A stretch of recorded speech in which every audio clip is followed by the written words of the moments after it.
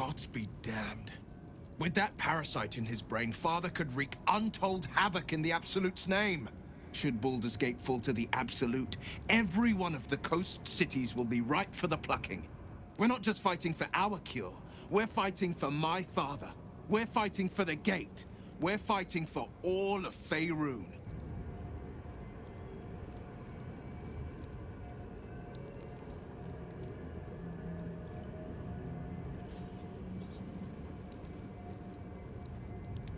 Orin? I'd never heard tell of, but Gortash I know. Or know of, more precisely. A self-styled strategic advisor to Baldur's Gate's peers. A bit player with dreams of a leading role, the way Father told it. He had no use for Gortash, and even less for his advice. I don't remember much beyond that. But where these Chosen are concerned, I have a suspicion we're about to know more than we'd like.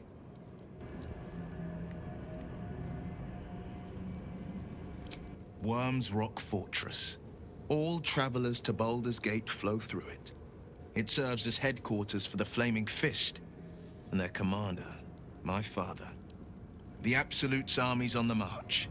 Gods forbid a tadpole Grand Duke throw open the gates for them.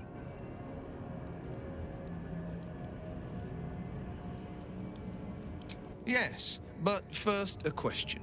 If your home were under siege, what would you sacrifice to save it?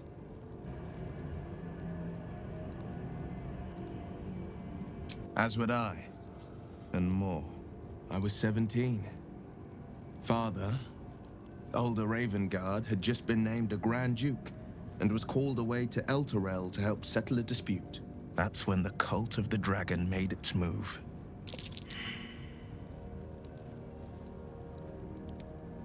A religion devoted to conjuring the most evil of goddesses, the dragon Tiamat.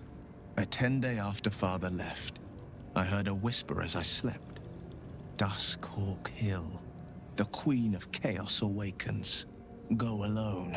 I grabbed a rapier and set out. There wasn't a cloud in the sky, yet not a single star was shining. There they were, gathered at the foot of the hill. Your head tingles. Wyll wants to show you what happened. In the looming shadow of the mount, 5 groups of 5 figures each encircle a lofty totem. Atop each totem, a dragon's head is carved, and a massive orb held in its mouth. The cultists chant, first softly, then crying to the starless sky. There is a crack of thunder, a gust of wind, and a dragon's white head appears in the storm. As the maelstrom howls, Mizora's lips press to your ear. She will destroy Baldur's Gate. Grant me your soul, and I will give you the power to save it, she whispers.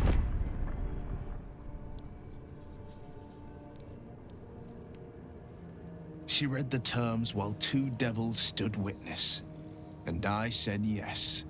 1 soul for 1 city.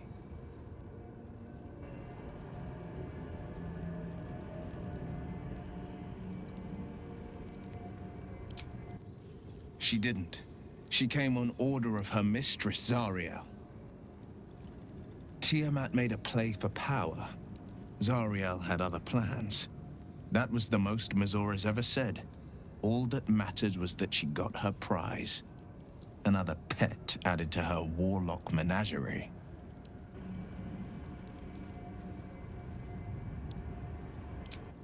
I don't know that it was brave. I just know that it was right. The moment I agreed, I burned with the fires of Avernus and oozed the rot of Dis. The cultists choked on our poisons and burned from our flames.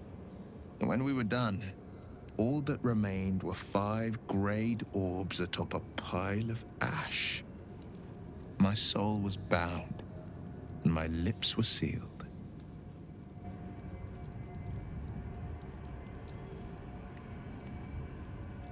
It is the one scar I ever bore of it.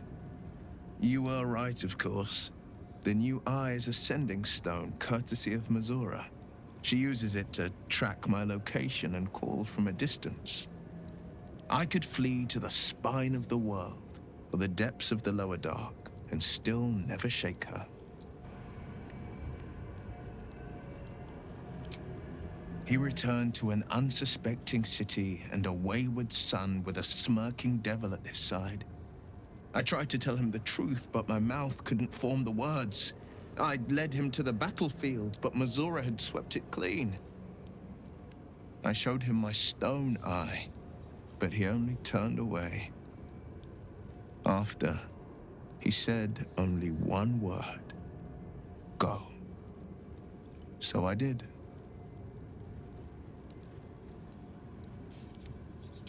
I understand.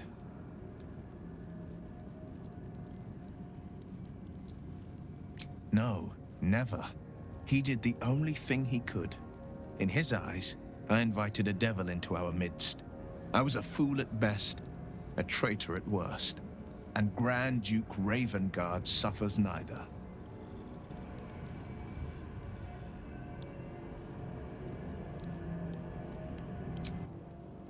More than you know. The better question is, did he ever miss me? If he did, he missed the Wyll Ravengard he once knew, not the hell-touched warlock he returned to.